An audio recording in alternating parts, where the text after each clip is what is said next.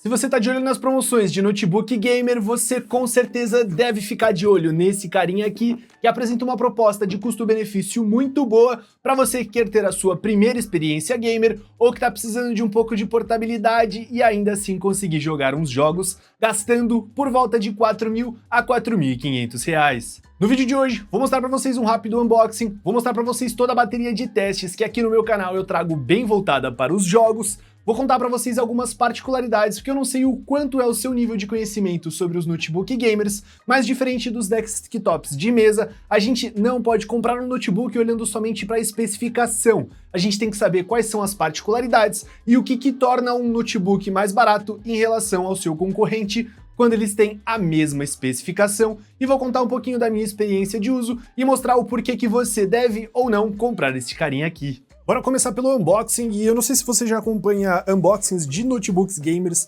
mas sinceramente essa não é exatamente uma parte muito legal, e óbvio, eu quero sempre ser transparente com vocês, esse aqui é um unboxing fake, porque como a grande maioria dos produtos que eu trago e dos reviews que eu faço aqui para esse canal são de produtos que são dos meus amigos. Sim, tenho os melhores amigos do mundo que acabam comprando bastante coisa de tecnologia, consigo ajudar eles com a indicação e eles me ajudam com a produção de conteúdo. E basicamente, cara, vem o notebook e o carregador aqui dentro da caixa. Vem os outros papeizinhos, guia de segurança, guia de garantia, mas que pra gente, nesse momento do vídeo aqui, não é tão relevante. Logo de cara, já quero comentar com vocês sobre o carregador que vem aqui com esse notebook, que é um carregador de 135 watts, e isso coloca ele numa categoria, óbvio, de entrada, porque a gente sabe o que a gente está comprando antes, pela faixa de preço, mas ele já dá um indicativo de que a nossa performance não vai ser nada muito absurda e que a gente está limitado pela fonte do nosso carregador, que a gente sabe que notebook gamer a gente só tem o máximo da performance quando ele está na tomada. Então, isso aqui vai ser praticamente o nosso indicativo de que sim, está se tratando de um notebook de entrada. Os notebooks normalmente vêm bem acondicionados aqui, com essa espuma bem macia, bem gostosa, que dá vontade de morder, mas eu não vou fazer isso, porque provavelmente essa porra é tóxica. E aqui de cara a gente já tem o notebook, um bonitão, não é muito pesado, ele é bem fino, cara, eu gosto muito desse acabamento aqui da Lenovo, essa tampa lisa eu acho que deixa ele um pouco mais discreto, deixa ele mais classudo, ele não tem tanto aquela cara gamer, como normalmente algumas linhas um pouco mais agressivas tinham antigamente. A gente tá muito indo para uma parada do minimalismo. Eu não sei se isso é bom, se isso é ruim, se a gente vai sentir falta de algo um pouco mais decorado lá no futuro, mas eu gosto bastante desse acabamento desse notebook aqui que tem toda a sua carcaça em plástico. Esse aqui é um notebook que tem uma tela de 15.6 polegadas e o notebook pesa 1,7 kg. Então ele tem uma tela muito boa para você utilizar no seu dia a dia aí, seja para você pesquisar, navegar na internet, você assistir vídeo, ele é muito bom, esse tamanho de tela, eu acho que ele é o ideal. E ele também não é um trambolhaço pra gente levar na mochila e conseguir carregar pros lugares. E logo aqui, falando um pouco sobre as características físicas desse notebook, aqui na lateral esquerda dele, óbvio, orientado para mim, a gente tem uma porta do carregador proprietário da Lenovo, a gente tem uma porta RJ45 limitada em 1 gigabit por segundo, temos uma porta HDMI 2.1, temos uma entrada USB 3.2 Gen 1 de até 5 gigabit por segundo, a gente tem uma entrada USB-C também 3.2 de até 5 gigabits por segundo e a gente tem uma entrada P2 de fone e microfone. Na outra lateral, a gente tem a nossa segunda USB-A exatamente no mesmo padrão e a gente tem uma entrada de leitor de cartão SD. Na parte de trás desse notebook, onde normalmente alguns notebooks gamers mais potentes têm uma carcaçona, e aí você vem com várias mais entradas na parte de trás, ele não conta com nada, e inclusive a saída do ar quente do computador está aqui na parte de trás. E sim, se você não gosta tanto do Lenovo Lock, ou do Acer Nitro, que ele joga o ar quente na tela, esse notebook infelizmente tem exatamente essa mesma característica. E aqui, na parte de trás, a gente tem a entrada para ventilação, e uma coisa que eu gosto bastante desse notebook é que ele tem essa borracha aqui na parte de trás, que já permite ele ficar um pouco mais levantado em relação aos seus concorrentes. Quando a gente abre aqui, ó, opa, tem essa proteçãozinha aqui, eu esqueci de tirar, e quando a gente abre, a gente até consegue levantar ele com uma mão, ele dá essa boa levantadinha, E, sinceramente, nesse ângulo aqui que eu tô em pé, eu acho que esse ângulo da abertura, ele é bom, porém, quando a gente coloca o notebook num suporte, eu acabo sentindo um pouco dele curvar um pouco mais. Eu que sou uma pessoa alta, eu tenho 1,85, então eu acabo tendo que ficar um pouco mais curvado, um pouco mais corcunda aqui, para poder ter um bom ângulo de visão. E quando a gente fala especificamente sobre essa tela, ela tem uma resolução Full HD de 1920 por 1080 na proporção de 16:9. No site diz que essa tela tem 100% do espectro do sRGB, porém, sobre a característica principal desse painel, eu encontrei uma divergência no site da Lenovo.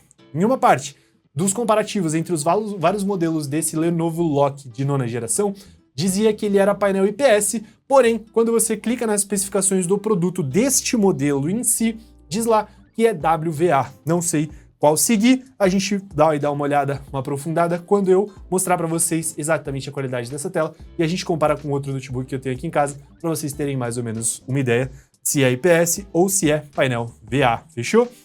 Ela tem 144 Hz e tem um brilho de 300 nits. Aqui na parte de cima, a gente já tem a webcam desse notebook. Sinceramente, cara, é bom ter, porque se você precisar fazer uma videochamada, fazer alguma coisa desse tipo, você não fica na mão, não fica dependente de comprar um acessório e ter que estar sempre carregando esse acessório junto na mala.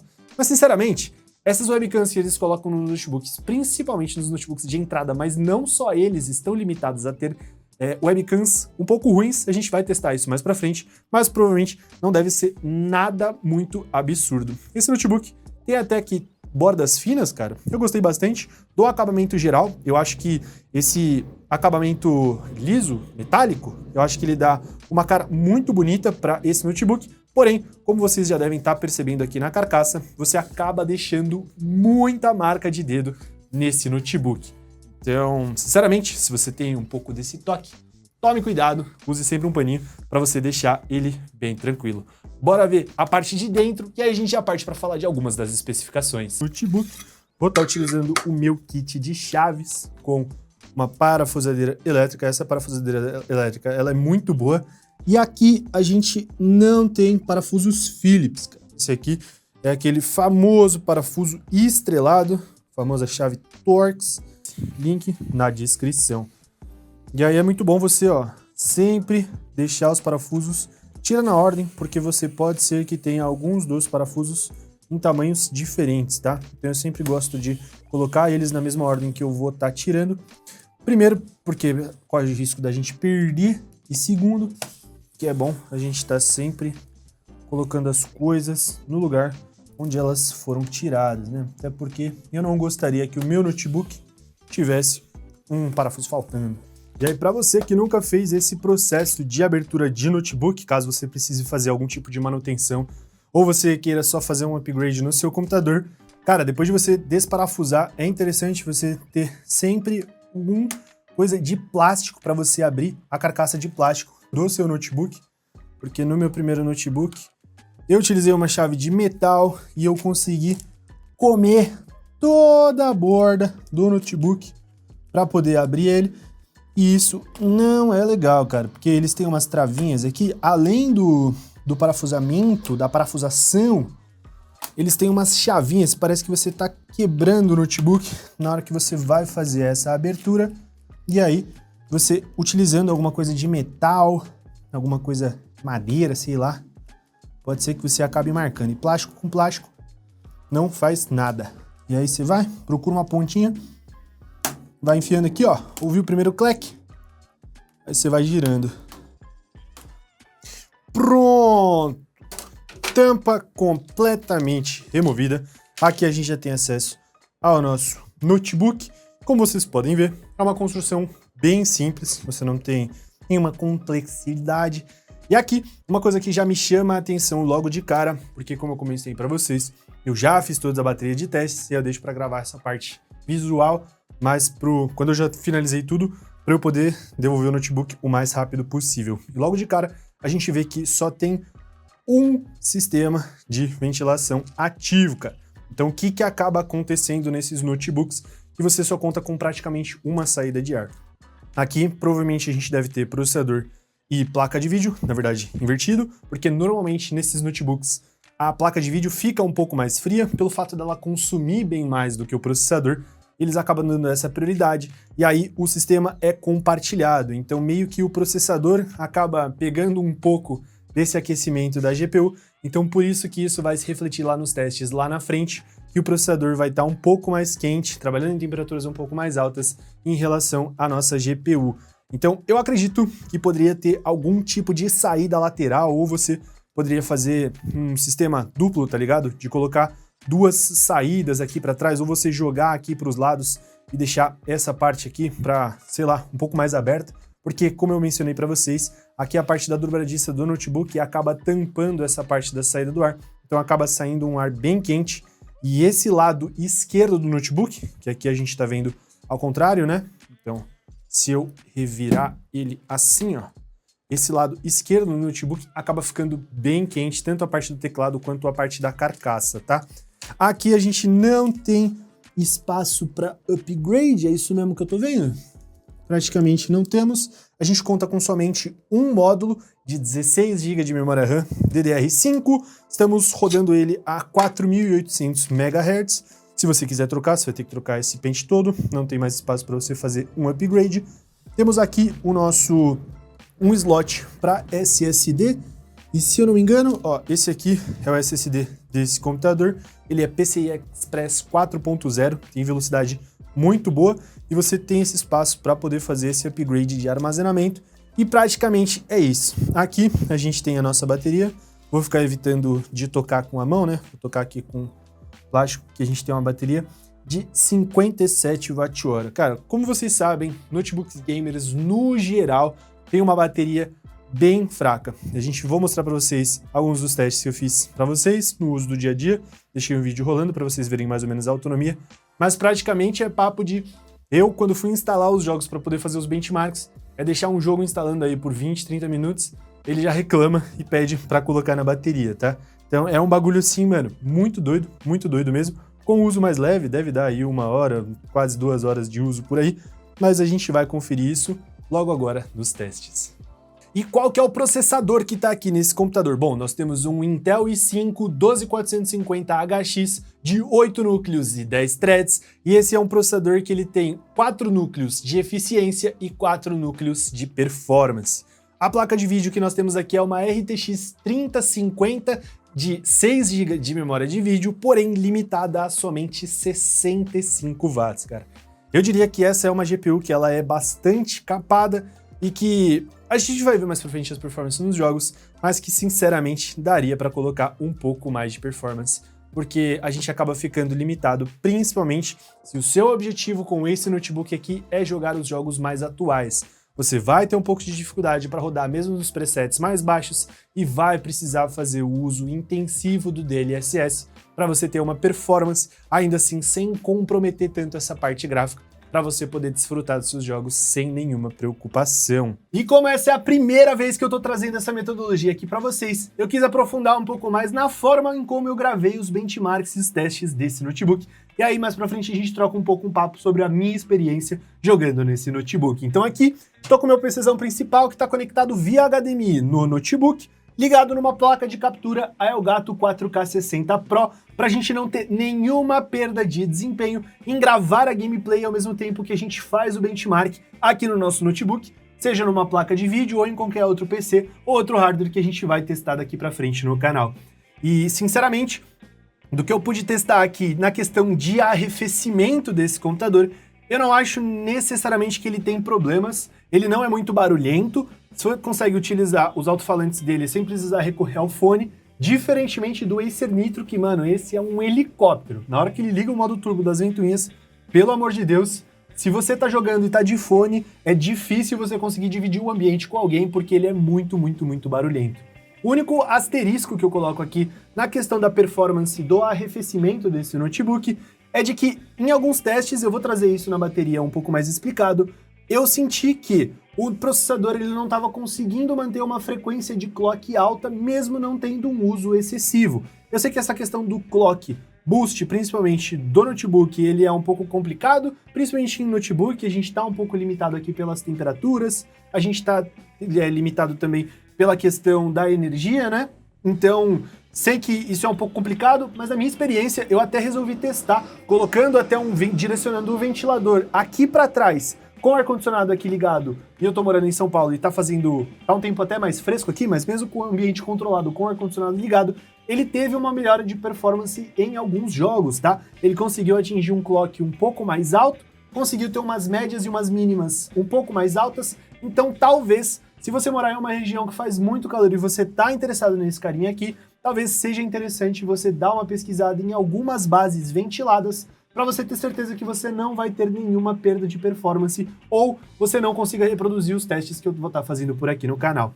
Com relação aos testes em si, eu sei que a bateria de testes ela tá um pouquinho desatualizada, então a maioria dos jogos como God of War 2018, Spider-Man Miles Morales e até o Cyberpunk, eles são um pouco mais antigos, mas é isso que eu consigo ter na minha biblioteca de jogos, e esse é o primeiro investimento que eu quero fazer para a gente conseguir ter uma ampla gama de jogos, mas principalmente, quero já deixar bem claro aqui para vocês, logo nesse vídeo de estreia dessa metodologia, de que o meu foco é em tentar trazer o máximo possível da gameplay fidedigna. Isso não é uma crítica velada a outros canais, mas eu, como consumidor, e eu gosto muito dos conteúdos dos canais brasileiros, eu acho que às vezes falta um pouco da gameplay real, de fato, na questão dos benchmarks. Então, tanto você casar hardwares que façam um pouco mais sentido pra gente não ficar vendo só performance bruta, ou pra gente ficar só vendo o frame gen, que já dá polêmica pra caramba, tanto quanto a questão do DLSS, mas também eu sinto que muitas das vezes eles acabam se restringindo a ficar só no benchmark. Então, por exemplo, trazendo de um exemplo rápido aqui que me veio na cabeça, é com relação ao Cyberpunk. Quando você testa só o benchmark do jogo, você normalmente tem um resultado muito melhor do que você testar exatamente as mesmas configurações e sair rodando no mapa, fazendo missão, trocando um tirinho honesto lá com a população com a população do Cyberpunk.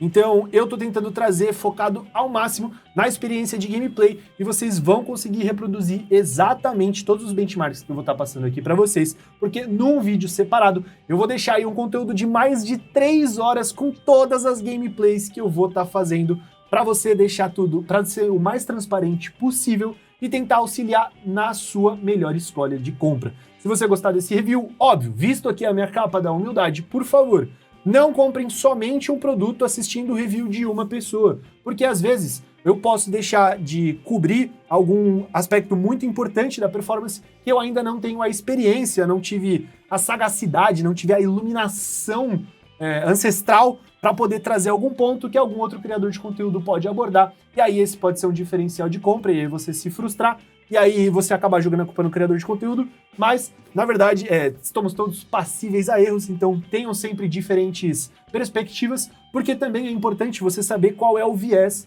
dessa pessoa, tá ligado? Todo mundo tem viés, isso não é uma coisa negativa, mas você entender o que tá por trás de uma opinião de uma pessoa vai fazer toda a diferença para você saber se aquilo faz sentido para você ou não. Porque de nada adianta eu falar para vocês que é uma porcaria rodar Alan Wake no Full HD médio com DLSS ligado a 48 frames de média, sendo que eu tô comparando com o meu PC que tem Ryzen 7 800X 3D, uma 4070, tenho 64 GB de memória RAM, tá ligado? Não faz o menor sentido essa comparação, tá ligado? Então, eu falar que é só uma porcaria porque eu consigo rodar melhor aqui, mano, você já tá ligado que essa opinião é muito ruim, tá ligado? Então você tem que entender muito bem os objetivos para aquilo que você compra alguma coisa, quais são os possíveis usos e qual que é o cenário que está sendo trabalhado para embasar a opinião. Dito isso, sem mais enrolações, bora lá ver do que essa máquina é capaz. E para começar a falar da performance desse notebook, primeiro temos que entender qual é a faixa de performance do conjunto das peças, para gerenciar qual que é a nossa expectativa sobre o desempenho dele. E normalmente, a gente se baseia pelo componente mais fraco para uma classificação mais genérica, para o público em geral poder entender sem precisar saber ao fundo e entrar na sopa de letrinhas que tem no nome dos componentes desses produtos e você já conseguir se orientar se é para você ou não. Porque se tem uma coisa que eu aprendi nesses anos mexendo com hardware, é que dificilmente vai existir um produto que seja ruim de fato do seu lançamento, apenas, na verdade, é o preço dele que está errado em comparação às outras ofertas que a gente tem no mercado.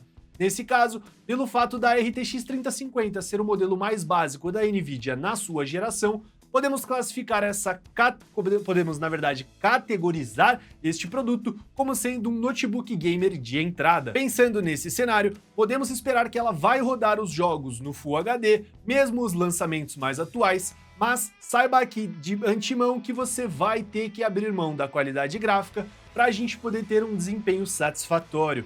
Bora começar então com o jogo mais leve, o Spider-Man Miles Morales, que teve uma performance muito boa no low e uma gameplay bastante estável, e sinceramente, eu não acho que você precise subir o preset gráfico pro Ultra ou pro Alto para ter um jogo mais bonito, já que colocando lado a lado, você pode perceber alguns pequenos detalhes, mas nada que vai impactar tanto o visual em função da nossa perda de performance. Sinceramente, depois que você experimenta esse jogo rodando bastante fluido, ainda mais nos combates mais longos contra esses personagens um pouco mais fraquinhos, fica difícil de abrir mão praticamente dos 80 FPS que temos de média para jogar com a metade disso lá no Ultra. Passando para o God of War 2018, o cenário se repete também nesse jogo. No low, conseguimos atingir cravados a média de 60 FPS, com uma gameplay bastante estável. E a perda de performance quando trocamos para o Ultra praticamente não compensa.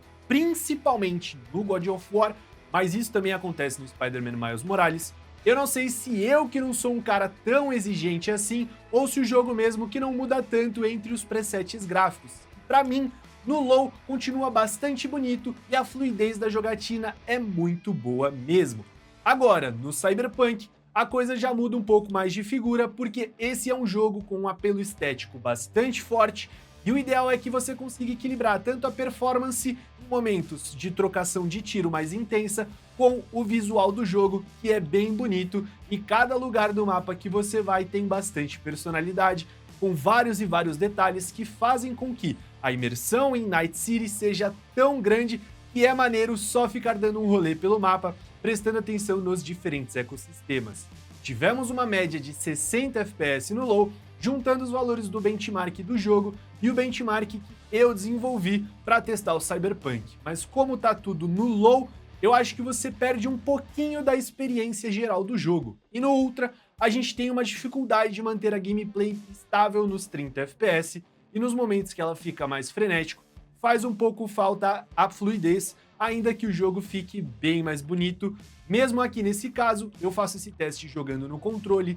Dirigir especificamente nesse jogo, que já é algo bastante ruim, pelo menos para mim, fica pior ainda com menos frame. Na minha sugestão, agora se faz muito bem-vindo o uso do DLSS para a gente encontrar o equilíbrio que eu mencionei. Mas essa tecnologia não vai ser exatamente a salvadora da pátria, já que estamos batendo no limite do chip gráfico e a memória de vídeo ao mesmo tempo. Então, se colocarmos num preset médio, utilizando o DLSS no modo balanceado, dá para casar o melhor dos dois mundos, mesmo tendo quase 68 FPS de média, dá para se divertir apagando os números da tela e focando só em jogar e aproveitar o jogo. Eu tentei ligar também o Ray Tracing, mas mesmo no mínimo pesa bastante e entramos no mesmo problema do Ultra. Falta performance, e mesmo tentando dar um gás a mais utilizando o Frame Generator do FSR, a gameplay não fica legal. Os números acabam mascarando a sensação real, mesmo no controle, e a latência fica bem grande, comprometendo a nossa jogabilidade. E por fim, no Alan Wake, um jogo mais recente, temos aqui um ponto de atenção quanto aos notebooks de entrada, já que, mesmo com tudo no mínimo possível, não conseguimos chegar próximo aos 50 FPS de média, na minha experiência, é um mínimo do mínimo ideal. Sei que a galera normalmente fala que o 60 é o número mágico, mas o 50 com boa estabilidade dá pra você encarar sem se preocupar tanto, e se você, claro, não for tão exigente assim na sua gameplay. Mesmo que para um jogo que você tenha um estilo, mesmo que nesse jogo você tenha um estilo um pouquinho mais parado, esse pouquinho que falta pro 60 não impede o jogo de ser jogado e aproveitado. Mas a estabilidade com o 1% low abaixo dos 30 faz com que nos momentos mais tensos você sinta um pouco essa falta de performance. Agora no Ultra, simplesmente não tem como. O jogo fica uma caca total. Novamente, testei alguns presets diferentes e o que mais fez sentido é deixar o jogo no médio em tudo que dá. Porque você, quando configura o jogo no médio pelo preset do próprio menu do jogo, algumas coisas acabam indo para o alto. por isso que eu chamei de tudo que dá e casei com o DLSS no modo equilibrado. Você tem praticamente o mesmo desempenho do low, mas com um detalhamento mais profundo do ambiente, que é sensacional nesse jogo. Uma pena que os filtros pesem tanto, porque eles acabam acrescentando uma imersão muito maneira.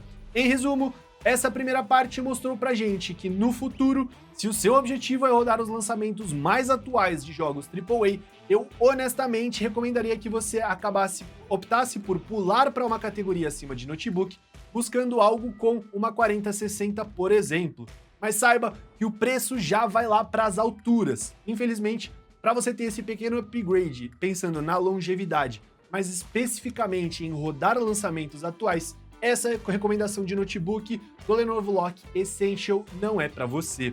Agora, nos jogos competitivos, mais focados na performance do processador, vamos começar pelo Valorant, que é o único jogo dessa lista que vai conseguir extrair todo o potencial da tela de 144 Hz, tanto no low quanto no ultra. Mas minha recomendação pessoal, eu indico que você jogue jogos competitivos na configuração mais baixa possível, por conta da latência do sistema que fica mais baixa. Ainda mais porque as telas de notebook nessa faixa de preço têm um delayzinho considerável. Não consegui encontrar exatamente a informação sobre a tela desse notebook aqui, mas eu consigo comparar com a performance dos meus monitores aqui no meu desktop e dá para ver que tem aí um delayzinho entre o tempo de você mexer o mouse e o jogo responder na sua tela. Agora, no CS2, dá para ter uma média legal, tanto no low quanto no ultra, mas como eu comentei anteriormente, quanto mais, melhor. Então, não sendo tão raso assim, a gente tem que levar em consideração também o nosso 1% low, que apesar de ter uma gameplay bastante estável em todos os jogos, e no CS não é uma exceção, não digo nem que chega a dar uma travada ou você utilizar essa diferença da performance do Ultra em relação ao Low para você poder culpar a pinada que você dá no seu inimigo. Mas quando você vai abrir um pixel e rasgar o inimigo no meio, é mais satisfatória a performance quando você tem muito mais frames. Já no Fortnite, que pesa tanto para GPU quanto para CPU, a performance é boa tanto no Low quanto no Ultra. Eu só tenho algumas ressalvas sobre esse teste aqui no Fortnite, já que não tem tanta diferença como vocês podem ver assim nos dados entre os presets do Ultra e do Low, quando você não habilita o Ray Tracing e nem as paradas de nanite, que acabam derretendo a performance desse jogo, independente do seu hardware. Então, pela minha experiência, eu opto por deixar tudo desligado para não prejudicar as configurações com o menor desempenho, fazendo com que o jogo seja praticamente injogável quando você habilita essas configurações. Então, se você tem alguma sugestão aqui para esse teste, comenta aqui embaixo que eu gostaria muito de saber qual é a sua opinião. De forma geral, eu acho que dá para você se divertir, obviamente. Como eu falei, a gameplay é bastante estável, mas eu sinto que se a gente tivesse um pouquinho mais de potência, tanto na placa de vídeo e um pouquinho mais de performance de arrefecimento para esse processador, a gente conseguiria ter uma média um pouquinho mais satisfatória. No COD Warzone, eu sinto que a falta da performance do processador para lidar com um mapa gigantesco e muitos players ao mesmo tempo, apesar da nossa GPU não estar exatamente tão livre para empurrar tantos frames assim a mais, eu acho que ele dá uma limitada grande aqui na nossa performance. Para conseguir jogar, só rola no low, e aqui eu testei o DLSS no modo performance e deu somente 9 frames a mais e um jogo um pouco mais feio. E dá uma apertada para você enxergar os inimigos à distância ou em lugares que a cor do personagem se mistura com o ambiente. Dá para você se acostumar e aproveitar esse upzinho de performance, mas se você é aquele cara um pouco mais casual, eu acredito que o low já tá mais do que suficiente para você aproveitar o COD Warzone. No Ultra, simplesmente não tem como, mesmo utilizando o DLSS, você acaba tendo uma performance bastante ruim, e aqui entramos no mesmo caso do Alan Wake, que a performance dos componentes já tá tão quase no talo e não tem muito mais para onde a gente correr. Testei utilizar o FrameGen, mas como a nossa performance base não é muito boa, a latência deixa a jogatina meio ruim e atrapalha na hora de você trocar tiro, com o maluco sambando, correndo, agachando, pulando, voando na sua frente nesse jogo. O modo Battle Royale do Battlefield 6 lançou durante a elaboração desse vídeo, e para deixar ele o mais completinho possível, eu rodei uma bateria de testes utilizando o Lenovo Lock no headset, jogando no modo Arena, já que o Battle Royale tem que ter um molho e definitivamente eu não tenho. Assim como no Warzone, nas configurações mais baixas dá para rodar tranquilamente e conseguir aproveitar esse lançamento, porque tô batendo na tecla de que todas as gameplays desse notebook estão extremamente estáveis. E também aqui no Ultra é o caso onde o jogo fica muito ruim, mesmo de ser jogado, e os componentes acabam sofrendo pra caramba pela grande quantidade de coisas acontecendo ao mesmo tempo. Pra gente buscar uma performance a mais, eu usei o DLSS no modo desempenho no preset do Low, sendo aqui um dos melhores cenários que essa tecnologia vem para dar um fôlego a mais, subindo tanto a nossa média quanto o nosso 1% Low, muito importante nesses jogos de tiros. E mesmo no Full HD, o resultado gráfico é bastante bom e toda a performance a mais é sempre bem-vinda. Como resumo geralzão desse benchmark, tanto da experiência dos jogos competitivos quanto dos jogos AAA, eu afirmo que esse notebook é bastante competente para rodar todo tipo de jogo sem preocupação, principalmente quando você sabe configurar adequadamente. Esse notebook não apresentou nenhum problema de temperatura, mas fica ligado quanto ao suporte para elevar ele, já que alguns, pela forma como são feitos, acabam obstruindo as entradas de ar.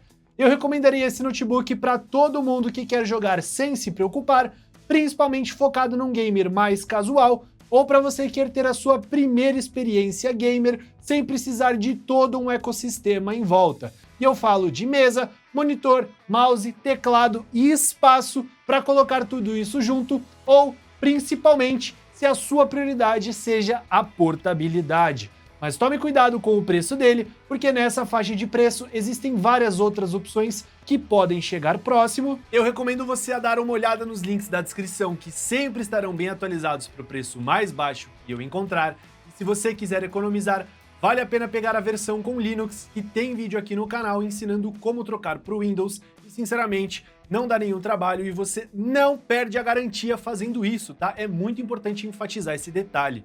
Com relação ao preço, eu pagaria no máximo 4.400, já que é muito acima disso, começa a aparecer o Acer Nitro V15 com uma RTX 4050. Ainda mais se você tiver a possibilidade do pagamento à vista, que tem mais performance, que a 4050 tem mais performance no geral, o processador é praticamente o mesmo, e o DLSS é um pouco mais atualizado, e ele garante uma gordurinha para você ter um pouquinho mais de longevidade nesse notebook. E é exatamente o tema do próximo vídeo aqui no canal. Eu vou comparar esse notebook, o Lenovo Lock E, que é o Edge Essential, nona geração, com o meu Acer Nitro V15, que tem uma 4050, e assim dá um pouco mais ideia da diferença da performance entre as duas placas de vídeo. Pro vídeo de hoje é isso, espero que vocês tenham gostado, comenta aqui embaixo o que você achou desse vídeo, eu vou ficando por aqui, valeu, falou e até mais!